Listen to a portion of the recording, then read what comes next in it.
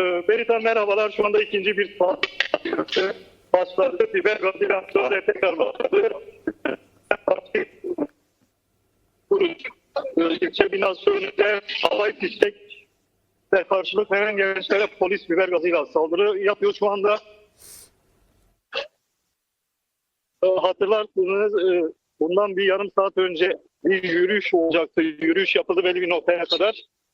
Yürüyüşten sonra polis engeline takılan gençler paralı bir şekilde karşıya Kobani sınırına yürümek istedi. Ama polis biber gazı, tazıklı su ve plastik mermilerle sert müdahalelerde bulundu. Halk Kırsus'un mahalle arasında eylemine devam ediyor gençler. Özellikle havai fişeklerle Biber Rojava sloganlarıyla eylem devam ediyor. Yine ikinci bir polis müdahalesi, polis saldırısı oldu. Halkın parti önündeki bekleyişi ve eylemi devam ediyor diyoruz. Evet Can, teşekkür ediyoruz. Bizler de sizlerden detayları almaya devam edeceğiz. Kolaylıklar diliyoruz. Yani Evet değerli izleyiciler, Pirsus'ta halk yürümek istedi. Pirsus sınırına, Kobani sınırına yürümek istedi. Şu anda görüntüleri de ekranlara getirdi arkadaşlarımız. Gençler büyük bir öfke duyuyor. DAEŞ çetelerinin, HTŞ çetelerinin Rojava'ya dönük saldırısına karşı Bakurlu halk, Bakur gençleri büyük bir öfke duyuyor.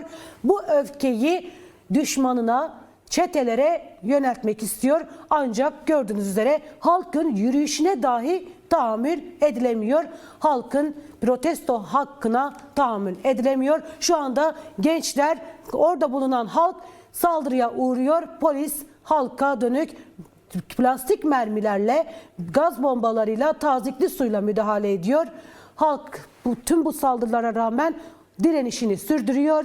Orada Pirsus sınırına, Kobani sınırına yürümek istiyor. Kobani'ye geçmek istiyor. Kobani halkıyla buluşmak istiyor.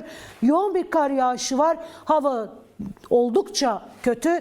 Buna rağmen, saldırılara rağmen orada on binlerce kişi bekleyişini sürdürüyor. Şimdi Rojava'ya gidiyoruz. Tekrar Pirsus'a döneceğiz değerli izleyiciler. Orada gelişmeleri almaya devam edeceğiz. Ancak şimdi Rojava'ya gidiyoruz. Gazeteci arkadaşımız oradan bize biliyorsunuz Bakur heyeti Rojava'ya gitmişti.